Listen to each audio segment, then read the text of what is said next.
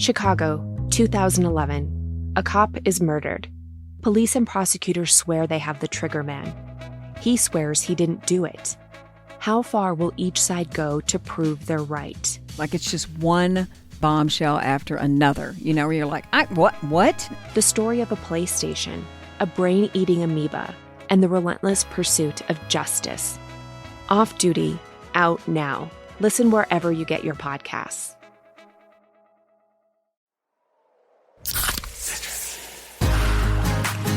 Give me a mountain with lots to do. Give me the sunshine, give me a dew. Give me something simple and true. All I need is sunshine and a cool, refreshing mountain dew. So give me my good friends, give me a dew. Grab some friends and an ice-cold Mountain Dew today. Mountain Dew. Let's be completely honest. Are you happy with your job? The fact is, a huge number of people can't say yes to that. Too many of us are stuck in a job we've outgrown or one we never really wanted in the first place. But we stick it out and we give reasons like, what if the next move is worse? And I've put years into this place. And maybe the most common one, isn't everyone miserable at work? But there's a difference between reasons for staying and excuses for not leaving. It's time to get unstuck. It's time for Strawberry.me. They match you with a certified career coach who helps you get from where you are to where you want to be, either at your existing job or by helping you find a new one. Your coach helps clarify your goals, creates a plan, and keeps you accountable along the way. Go to strawberry.me/career and get 50% off your first coaching session. That's strawberry.me/career. Hello and welcome back to the Psych Legal Pop Podcast. This is a podcast where we talk about popular culture through the lens of an attorney and a therapist. I'm Brooke Brigham, I'm the attorney. And I'm Tess Brigham, I'm the therapist. And today we are going to be talking about the Dueling documentaries about the Scott Peterson, Laci Peterson murder case. And I just want to say up front, if you're the type of person who is not even willing to entertain an alternate theory of the case or to entertain whether or not Scott Peterson received a fair trial or not, then you should probably just turn it off now. Because we're going to be talking about this. And this case evokes very strong feelings in people. Yeah. And, we did an episode about Scott Peterson not too long ago. I think it was episode 153. And it was actually one of our most downloaded episodes. but we got a lot of shit for it. Got the most negative feedback. Yeah. Someone on Apple podcast reviews called us nitwits. So if you don't want to hear it, just turn it off now. Thank you for, yes. tuning in, but go listen to a different episode because that's what we're going to be talking about. So also, if you're going to write to us, we're really not going to write you back if you're going to yell at us. You know what I mean? We can't respond on Apple. We can't respond, but we had people talking on Instagram and this and that. And it's like, if I am totally open to talking to someone and debating them, but you can't start off messages being like, you two idiots, right? So here's the thing. If this was open and shut, then we would not still be talking about this. Yeah, there wouldn't be two documentaries coming out within weeks of each other. 20 years later. Yeah. So there is a reason for this. And listen, I'm going to say right now, I don't know if he did it. I don't know. Sometimes I think he did. Sometimes I think he didn't. Sometimes I'm here, sometimes there. It's so much of it is about, what I've just heard and all of that kind of stuff. The one thing that I know for sure, and I will fight to the bitter end, is that he did not get a fair trial. That our system is very broken when it comes to these kinds of cases when things get this sensationalized. And that's a problem. And whether you like Scott Peterson or not, everyone deserves a fair trial. Everyone. And I don't care who you are, what you did. Everyone. Yeah, and that's what we're going to be focusing on. Is what is how did we kind of get here, I guess, of being so divided. Okay, so there's two documentaries we're going to be talking about. The first one it's called Face to Face with Scott Peterson. It's on Peacock. And this one, it's made by a filmmaker and an investigative journalist, Shireen Henderson.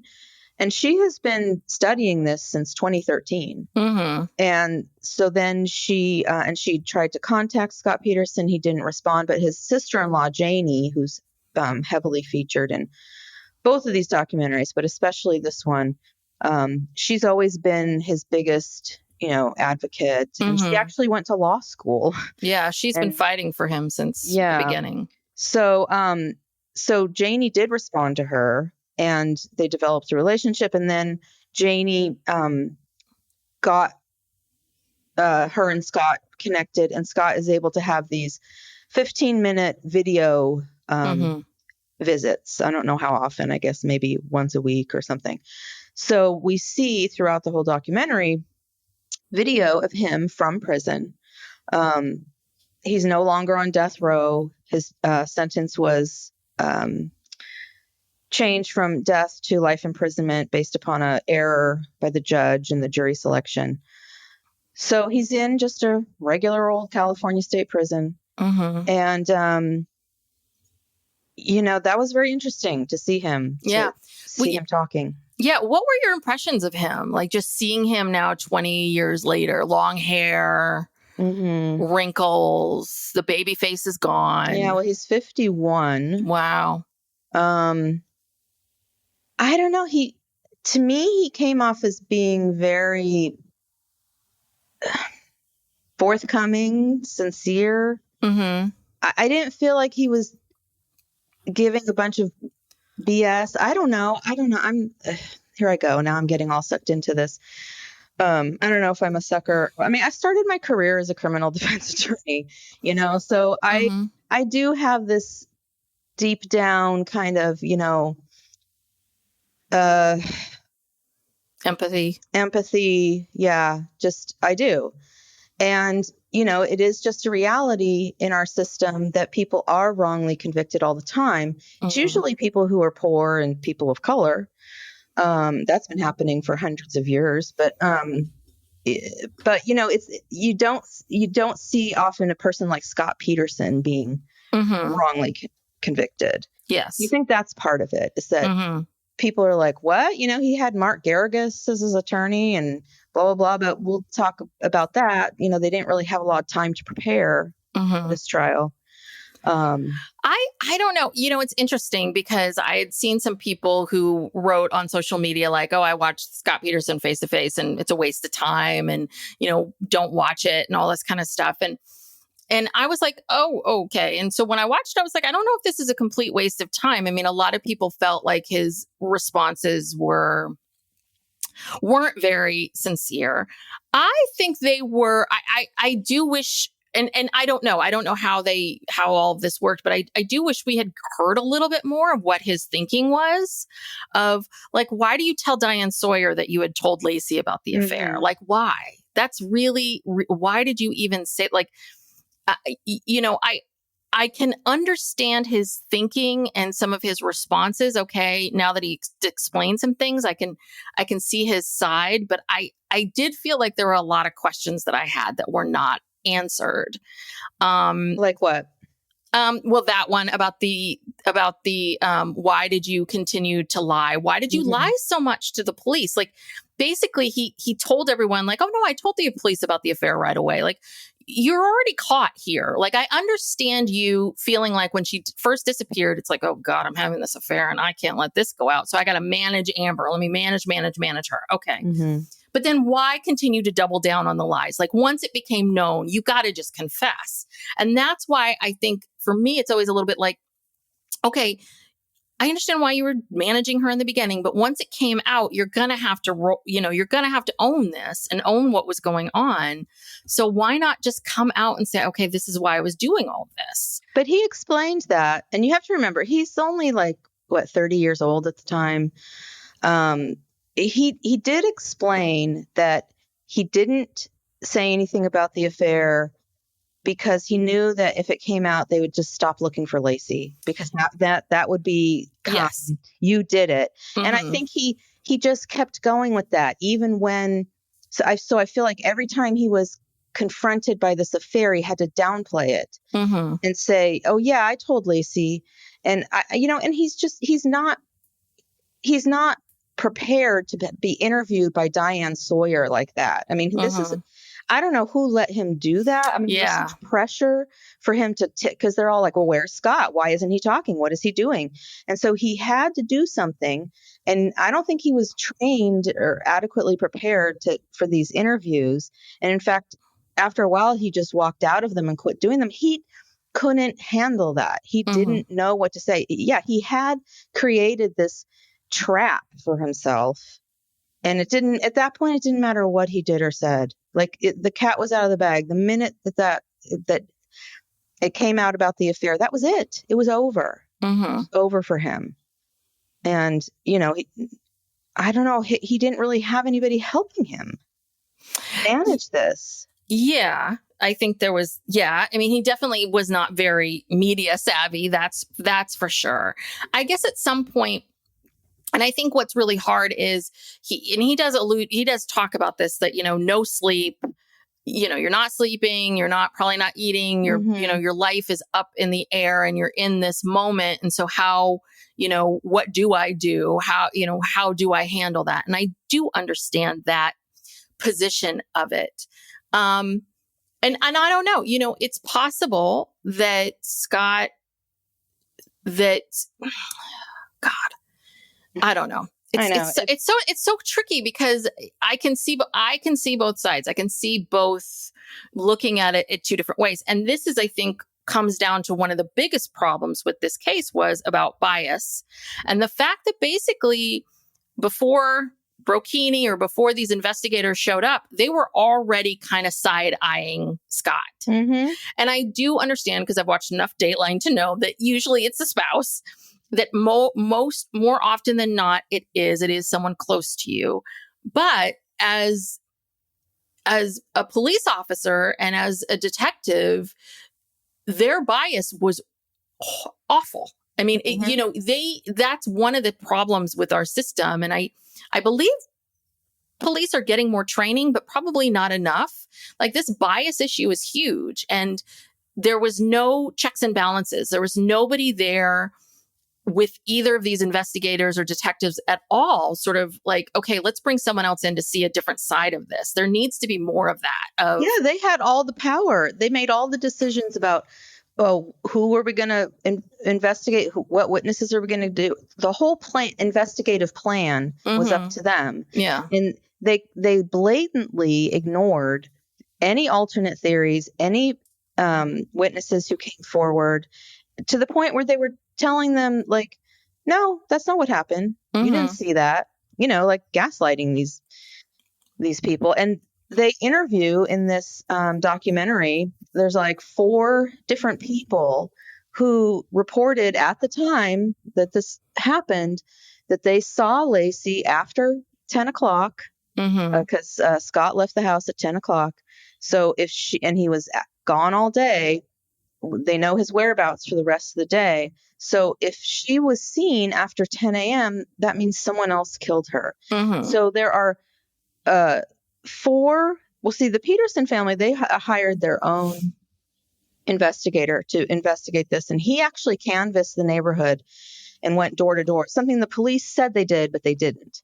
He went door to door and asked people, on this date, do you remember seeing a pregnant woman walking a dog? And that would be very easy to remember.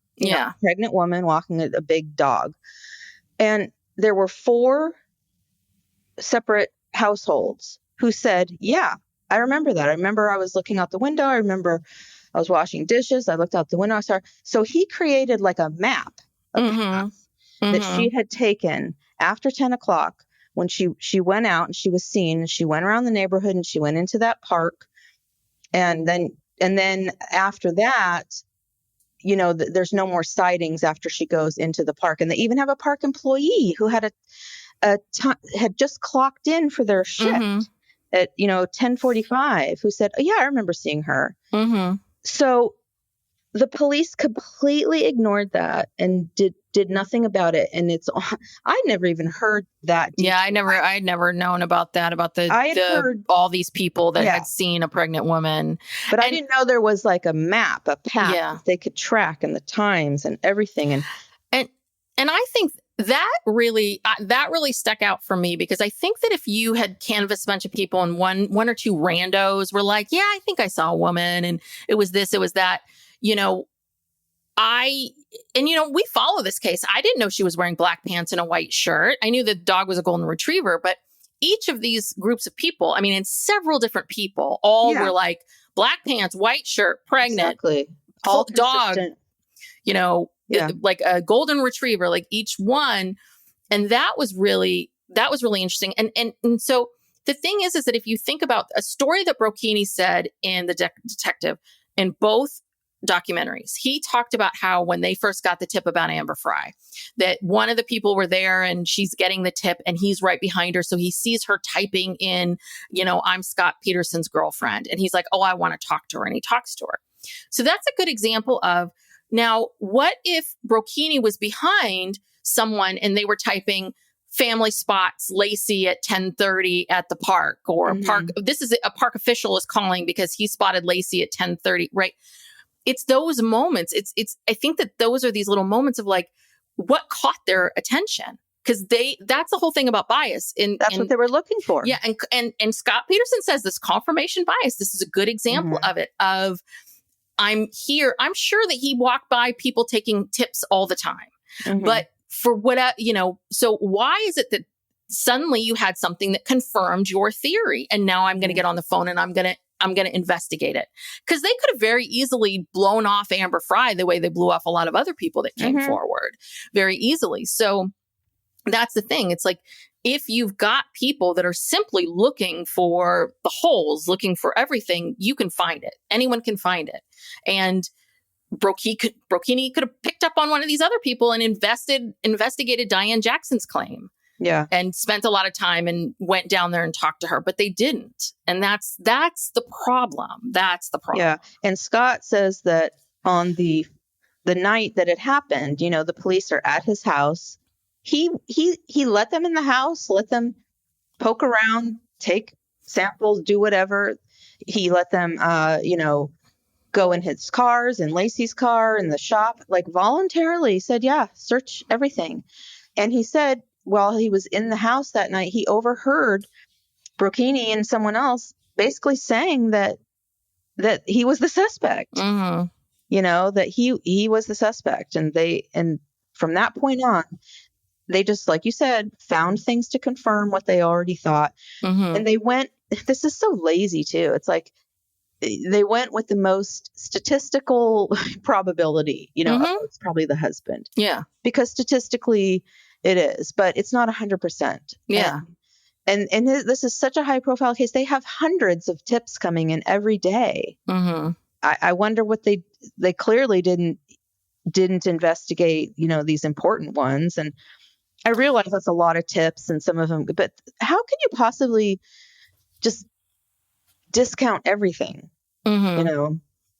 I don't know. Well, and they do ask, Brocchini and the other detective, I've forgotten his name, who was also one of the lead investigators. He also was interviewed in both documentaries, and they would bring up in the Scott Peterson one, they would bring up some of these inconsistencies, and they seem to have an answer for everything. They're just kind of like, no, we investigated. Oh, we looked into that. Oh, we did this. Oh, we did that. But, it's interesting because I think in their minds, I think they probably felt like, oh, we investigated that or we did that. And investigated that might be like you sent off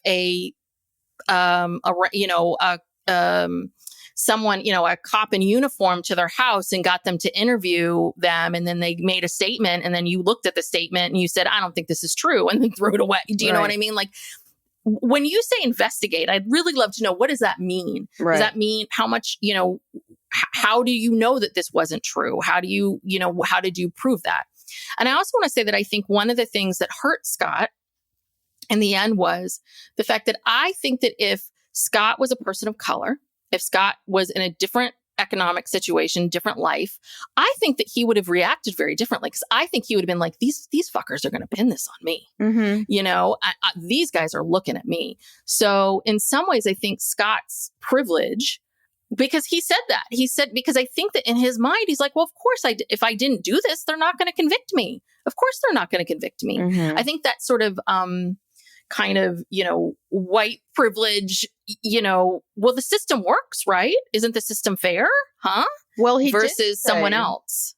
He did say that he started to catch on when they came back a second time and wanted to search his house again, Mm-hmm. and tried to get him to consent. And he said, well, you don't expect me to look run at this you don't by a lawyer. Yeah. Well, and Brocchini says it like, he looked at it and he looked at me and said, you don't expect me to sign this without a lawyer. And it's like, so that statement right there, in the way in which Brocchini says it, it's like, you can't possibly think I'm not going to do this without a lawyer. It's like, well, hold on a second. What if he said it? Well, come on. You don't think I can't look at this. I can't do this without talking to a lawyer first. Give me a minute. You know, I mean, is it wrong? Is it wrong to want to have a lawyer look at it? No. And that's the thing, is like, again, they don't give, these people don't care about, rights of suspects' rights or whatever. Mm-hmm. And they already had a search warrant anyway. I don't even know why they presented him. Yeah. They did, over the course of their investigation, they executed 10 search warrants Mm-hmm. for his home, his car, his shop, found nothing. But, a hair, Mm-hmm. one strand of hair in some pliers, and, evidence of Maybe he made 5 weights. the weights. Which And I'm sorry. He admitted to making, he said, yeah, I made one weight, and there was one weight in the boat. Yeah. Well, the other thing too is they kept showing us these pictures of, you can see very clearly, where he made something here and here and here and here. And I'm like, I'm sorry. I looked at those photos. I don't see it. I'm sorry. I don't make weights. I'm not a handy person like that, but I was really trying. I'm trying here. And I think this is the part that's really hard and frustrating about this case, is because I can hear everybody like screaming on the other side of this, is that, again, I don't think that this automatically means that Scott Peterson is innocent. What this means is there's too much goddamn reasonable doubt. Mm-hmm. And there's too many people making too many leaps. And, going back to the weights for a minute, because this came up later in the documentary, and I found this just infuriating. So they did over 500 searches of the San Francisco Bay trying to find something. And they did find near the little island, Brooks Island, where Scott said that's where he was fishing. They did find a weight, but then somebody said, I don't know who it was, the guy who's from the police department who was on the boat said, yeah, well, someone told me that was unrelated to this case and it didn't mean anything, and we threw it back in the bay. Yes. And then even he was like, because this isn't his jurisdiction, he doesn't have any power, he's just out there with the boat, and they threw it back in the bay, which, number one, that's rude to just pollute the bay. Yes, the bay's already got a lot of crap in it. So. Right. And number two, he said, I was shocked that they didn't even put it into evidence. They didn't even do any testing on it, because there could be exculpatory evidence. Mm-hmm. They don't want to know that. Yeah. They don't want to find exculpatory evidence. They just want to find these bodies so that they can file charges against them. Yeah. So, anyway. Well, and then this goes, I feel like we're jumping around a lot, but this goes back to this issue of the media, because the media announced right away where Scott was, so now everybody knew moment one that he was out in the bay fishing that morning. Right. So whoever had the body was like, great, perfect. I'll just throw it in here. They probably already threw it in the bay, and they're like, great, this worked out perfectly. I mean, just FYI, people, like, if anyone who has to dispose of a body anywhere within 100-mile radius of the San Francisco Bay dumps it in the bay, because it is a enormous body of water with very like strong currents. It is a dumping ground for bodies. It just is. Yeah. Yeah, you're right. They probably already dumped it there. But anyway. They're like, oh, good. Psych Legal Pop will be right back after these messages. This message comes from Jackson.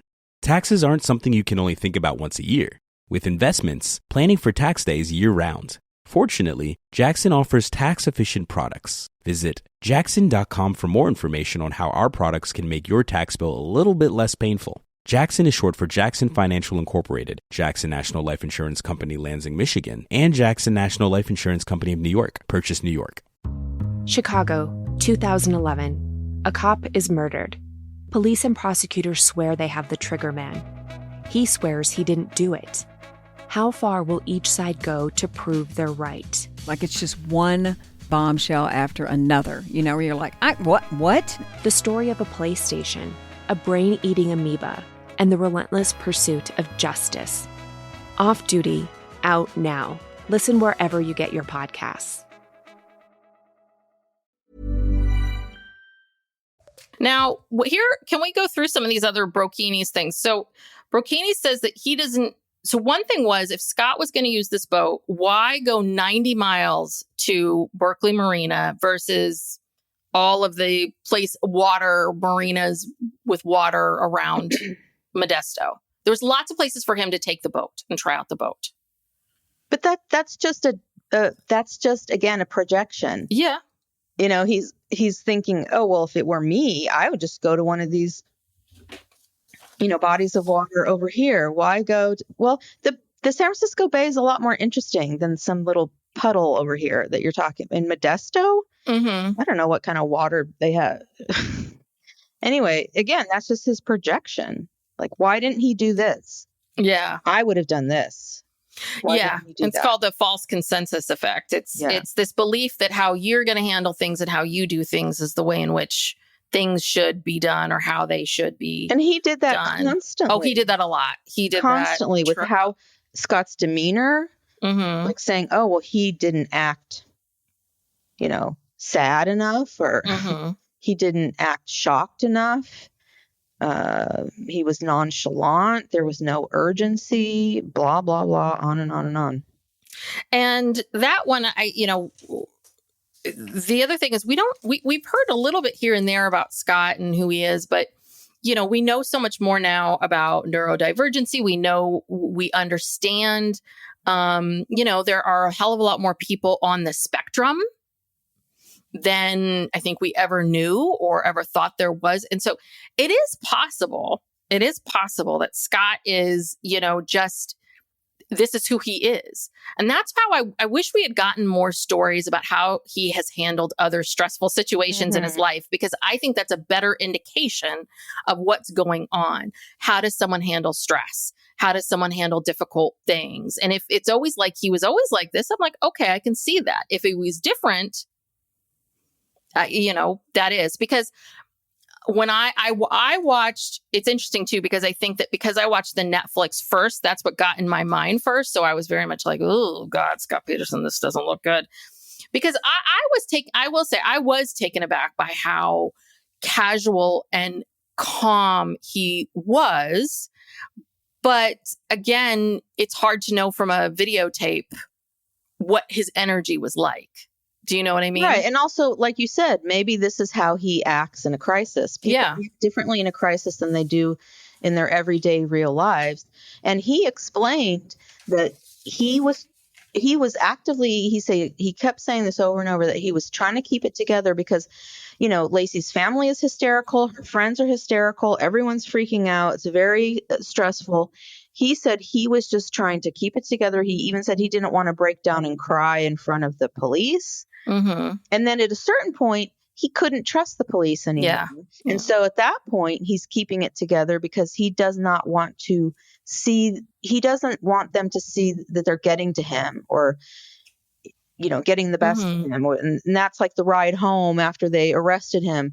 And they talked about how nonchalant he was to learn that, the bodies had been identified. And And again, just a projection that he didn't act a certain way. And he said, he's like, I did have a reaction. It was just like in my whole body, just because he wasn't crying and screaming and wailing, Anyway, it just made me so mad every time that guy said, well, he didn't do this or he didn't act like that. And it's like, that's not your job to sit there and make judgments about what someone's doing. And okay, so let's go. I want to talk about the media for a while, because the media part, I think that if anyone needs to take some accountability for all of this, if we do have if Scott Peterson does get exonerated, the media did this. It's the bias of these police officers and the media, because, God fucking Nancy Grace. I cannot stand that woman, and how this woman has been allowed to have a platform is beyond me. You can't call it news. It's not journalism. It's not journalism. It's not news. It's her opinion of things. There are two things I never hear. Scott Peterson, Innocence Project. It's like, Nancy, who hurt you? Did someone that looks like Scott hurt you at some point in your life? Why? Why are you so focused on this person? Her fiance was murdered. And that was her impetus to go to law school and become a lawyer and become a prosecutor. But I think it's beyond that. I think that this is her shtick, and it works. And so she keeps doing it. But the thing is that, so the one person that we hear in both documentaries who I really liked, and I feel like was the voice of reason, was Ted Rollins. He was a court TV reporter.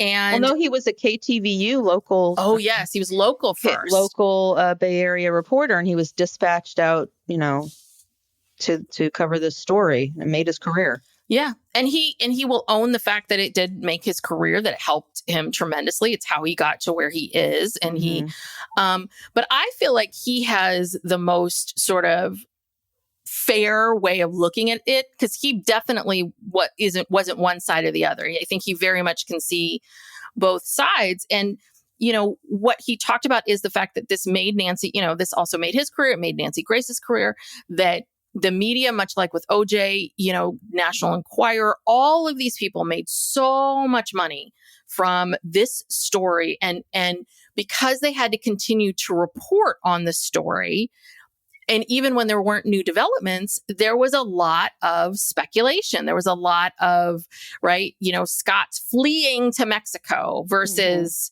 Scott was driving down the highway going towards his parents' home. Yeah, his parents whole family lived in San Diego. So, yes, that is near the Mexican border. And maybe he was fleeing. Maybe we don't know what he was doing. We don't know. The $10,000, the sister-in-law says it was because he sold a car.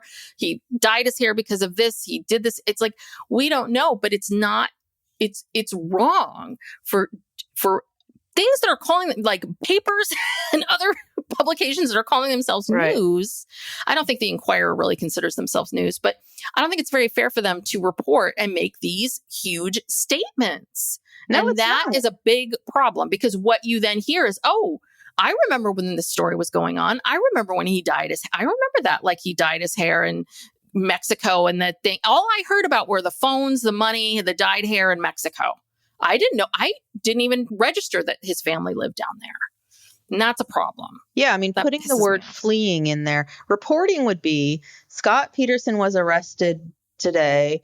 In his car was XYZ. He was, transported back to Modesto. But no, they put the fleeing in there. Yeah. Put the Mexico. 30 miles from Mexico. 30 miles from Mexico. Border. Yeah, no mention that, he had a planned golf outing with his family. And his family lives there. Yeah. That's just irresponsible. Yeah. And so the media, and one of the other things that I thought was interesting was, I think Ted Rollins was talking about this too, about how the case really went really far, because part of it was it happened on Christmas Eve. So there wasn't a lot of news. He says they were searching for stuff. And then apparently, was it someone in Laci's aunt was in PR? So she was able to send something out to The Wire about this missing woman. So nationally, it was picked up really quickly. And it was the combination of that and the the fact that it was Christmas news. Eve. They're talking It was about like it on the Today Show. And it was literally national news, where normally if there's a missing persons case, you know, some of them get traction and you hear about it, but nothing like this. Yeah. So I think that, you know, I don't think it was irresponsible of the aunt. The aunt was just trying to get the word out. I get that. And you know, it's a news story, so they're going to go and look at it. But at that moment in time, right, like it felt a little bit like it became this feeding frenzy, and no one really cared about what the truth was or what was right or what was fair. And I think that it's very easy for people to kind of look at this and go, you know, because Scott took all the brunt or the blame, this idea of like for the greater good. I don't know how to explain it, but it's almost like, I think it's easier for us to be angry and mad at one person than if it's a group of people. And so Scott just became this symbol of hatred, or, you know, and everyone just latched onto that. Yeah. Really, and that was, and so I can't remember who said this, if it was Burkini or the other guy. They said when they found out about Amber Fry, they said, you know, before that, they had no indication there was another side to Scott. So now they've put this narrative out there. Oh, there's another side to him, you know, an evil side. He was having an affair. And, you know, a lot of men have affairs. Yes. And I would venture to guess a lot of men have affairs when their wives are pregnant, because it's a very strange time and weird things happen. And that's why it's the leading cause of death. Suicide and homicide are the leading cause of death for pregnant women and postpartum women, because it continues. Yeah. A lot of men get real weird. Yeah. Real freaked out. And it's not because they don't want their baby. It's not because they don't love their wife most of the time. But it does something. It freaks them out. And I don't know if he had other affairs before her. We don't know. But they set up this narrative. There's this other side to, you know. Because he had an affair, that means that he wants to be single, and that means he does not want a family. So he killed them so that he could just be single and keep dating. That's really a stretch. I mean, it's almost ridiculous. It's almost insulting to men. And they are that like. They are that stupid. Brooke standing up for white men. I am. I'm today only. But yeah, and I think I think it's also interesting, because I wish that we could hear more from men and men who have affairs. Like, I know they don't want to advertise that, but I really want, because for me, because I've worked with a lot of people over the years, I've worked with people who have been cheated on. I've worked with people who do cheat and have cheated. And whether some of them, hey, their partner never found out. Like, they're 10 years later and we're still, you know, we both know that thing happened way back then. So, and this is the thing is that of all the people that I've met that have cheated, you know, some regret it, some don't, some are happy about it, some aren't. If you go on any BuzzFeed article where they talk about, you know, they gather all these people quoting about having affairs, some people tell you they regret it, some people tell you they don't, some people say it was the best thing that ever happened to them, you know, so on and so forth. But I think that what's hard for us is we sort of see cheating as being such this god-awful thing. Like, this is a character defect and there's something inherently wrong with you if you cheat. And then if you don't feel bad about the cheating, then there's something even more, you know, wrong with you, or that's bad. And I do think that a lot of times with these cases, I always have a hard time with them because, you know, my husband does not cheat. I know this for a fact because I love him and we spend all of our time together. I don't know when he would have the affair, but like, I just know. And I don't ever wonder or worry about it. So I don't know what it's like. I don't know what it's like to be in this position where you're kind of wondering every time your husband leaves. Yeah, what's going to happen. It's simply a very common occurrence with men and women. I mean, yeah, women cheat too. I'll tell you that. Too. And just anecdotally, just from people I know, people I see on TV, what it's a lot of people cheat. Yeah. It doesn't mean you're a murderer. And so, and also, I also don't know if I think that necessarily means that you are quote unquote a bad person. No, because half the world would be bad if that were true. Yeah. Yeah. So, and without Amber Fry, I wonder if they still would have, if they found the bodies, but without Amber Fry, because she gave them the motive. Yeah. Well, and I'm sorry, those recorded tapes, not good. Did not look good for Scott, because Scott's lying his ass off. And I lost my wife, and just a lot of, I've lost my wife, and then this happened and that happened. And there were some things that just, the fact that he had to tell Amber, like a friend found out about the affair. So Scott had to tell Amber about the fact that he was married, and he did that on the same day that he bought the boat. And, there's some things that are like, yes, do not look very good. Weird. Yeah. Very weird. Do not look good at all.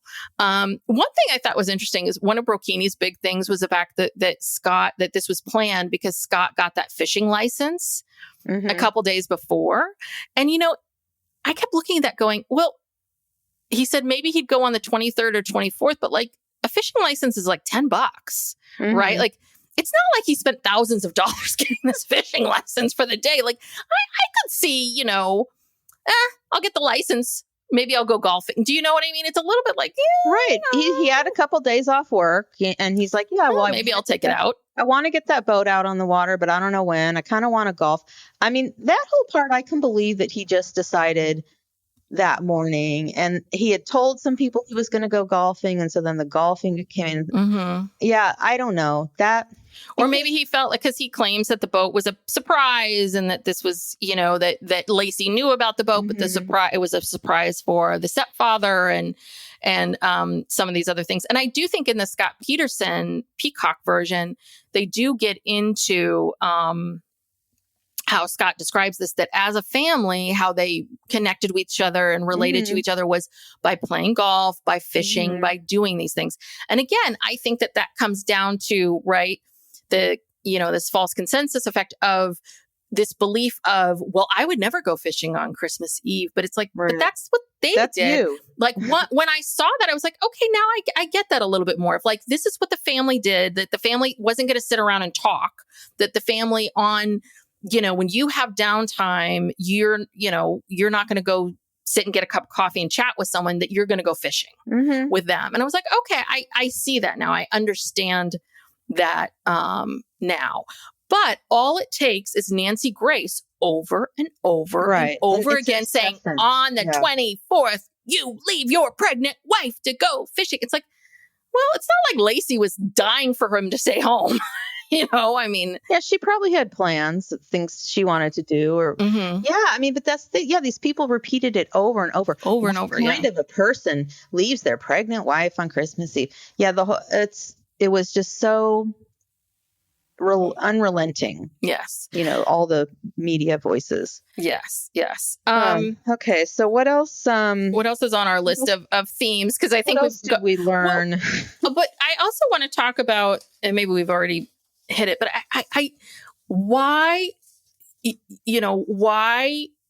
there is such vitriol. That's what stuck with me the whole time. And after I watched the Peacock version and I was taking the dogs for a walk, I'm like, why is everyone so angry at this person? Why has he become the symbol of shitty husbands or something? Like, also the worst kind of husband to be. Yeah. And why would you take time out of your day to go to the courthouse so you can cheer with a crowd of people after this guy gets sentenced to death? And also, I'm sorry, get some markers and a cardboard thing, go to the art store and then work on, you're a murderer, you suck, whatever it is. Because the people had signs. Signs. I've never understood that with any of these trials where people all get together to hear the verdict and then cheer or whatever. It's just kind of like, get a life. I mean, seriously. Yeah. And what is that? I don't understand those people. Like, what do you think this is going to accomplish? Like, what do you, Right. And I think that there's so much this projecting of like whatever anger you have about your marriages or your situations or your level of happiness or how you feel like you've been treated by this world or any of that. It all just like gets bottled up and like projected onto this one person in this one moment in time. And it's such anger and vitriol and hate. It's like, yeah, if Scott Peterson did do this, absolutely, he should be punished. Yes, I do not believe in it. I don't believe in the death penalty. I do not believe in it. But yes, I would never cheer, and I would never be happy because he's a person and he has family, and this sucks. It's just shitty for everybody. Yeah. But I don't get that. Like making it a sporting event. That's what it is. It's a sporting event, and I think that's the disconnect that we see is that. Yeah, you go to a sporting event, you make a sign and you cheer, but like, okay, these are just two teams and one loses and one wins and, things move on. This is someone's life. These are people's, whole lives are being destroyed. You're outside cheering? Like, I don't get that. I never understood that. And why people are so happy to hear that someone's going to be punished. But I think that's part of our culture. We are so revenge driven. I watch so many shows and I'm constantly amazed by how like, revenge, and I don't know if this is a male thing or what, but like this revenge, like someone hurt me, so I have to hurt you just as bad, or I have to hurt you even more. I have to label you this, or I have to make you bad. It's like, it's not going to help you. It doesn't make you happier. It doesn't make your life better. Well, let's talk about some of the legal issues in the trial that were significant. Probably the most significant thing was that, so I can't even remember if we even talked about this in the last 40 minutes, but the burglary across the street. Yeah, I wanted to ask about that. So what my question is that why, so very famously, right, that there was this burglary across the street and it was not allowed to be mentioned or talked about in the trial. So what I don't understand is that why do we have these rules where, right, if there's something that the defense wants to bring up as a defense, why can't they? Does that make sense? Yeah. Yeah. Well, the thing is that, there are a lot of rules about what is admissible and what is not admissible. And attorneys will, fight tooth and nail to keep things out that they think will be too prejudicial. So I think, so there was a robbery of the house across the street. There was a woman who drove by, and on the 24th, Diane Jackson drove by, saw a van. At the time, she said it was tan or light brown. She couldn't really remember. And she said there were men, 3 men of dark skin, but not African-American men on the lawn of these people's house. And the van is there and the door's open and it looks suspicious, but she just keeps going. Well, she said the men looked at her and kind of like gave her a look. And she's an older woman by herself. I understand that. Like, I'm just going to keep going. Like, she was scared. So the homeowners had left that day. They left that morning at 10 o'clock. The Medinas on the 24th. Yes. And so they came back on the 26th. I think. Yeah. And by then, Laci had been missing. There's media all in front of their house, so the break-in, that date of the break-in is very solid. Even though later some guys came along and tried to confess and say that, we did it and it was on the 27th, but they were home by then, Yeah. So that's a whole nother issue. These guys tried to, in prison, they confessed to it and to get themselves separated from the murder. Yes. They said, we did this burglary, but we didn't kill the woman. Yeah. They took a polygraph and they did all this kind of stuff to try to clear their name. But they were just a couple tweakers who were involved in this. I guess there was like a pretty well-established ring of burglars who were doing this in this neighborhood. And this is a time of year, as we learned in Home Alone. This is a time of year where people break in. And one thing, and I think this was Brocchini or maybe the other detective that said this, was that apparently, like in this sort of network, right? If you're part of this group. You could be like, yeah, I hit this house over there. They're out of town. I only took this stuff, but they've got more stuff. So go back. So that's the thing is that Diane Jackson described these three men and they look nothing like the two men that were, because I'm sorry, there's no way, shape or form that you could think that those two men, I can find their names, but that those two burglars that they were dark, but not African American. They were as white as white. Very white.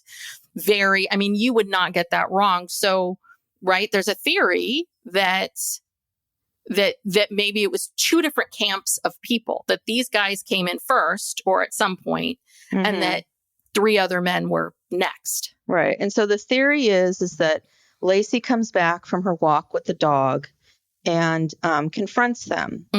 And that they, I don't know, they took her, you know, and so they wanted this. Of course, the police don't want to, just like everything else, they don't want to look into this. They think it's a ridiculous theory. There's no way. They don't look into it. They don't look for any evidence. Oh, and then the next day on the 25th, a van that was like orange was found a mile away, and it had been burned, and to cover up a crime, because it was a business. The van belonged to some business. And the owner said that his employees could use it from time to time. And they thought that, like, why are you setting it on fire? It had to be to cover up a crime. And in the van, there was a mattress that had blood on it. And the police did take a sample of that mattress and the blood. And that was part of the request that Scott Peterson recently made to have that tested. We'll get to that later. This is the end of part 1 of this episode, but don't worry, part 2 should be available in your feed right now. And while you're here, if you're enjoying this podcast, we'd really appreciate it if you could take a moment and give us a 5-star rating and leave a review. It helps more people discover the show. If you haven't already, be sure to subscribe so you don't miss any future episodes. And for even more content, check out our Patreon at patreon.com/PsychLegalPop podcast, where we share bonus episodes and exclusive content. You can also find us on Instagram at PsychLegalPop. Spread the word, and thank you for helping us grow this amazing community.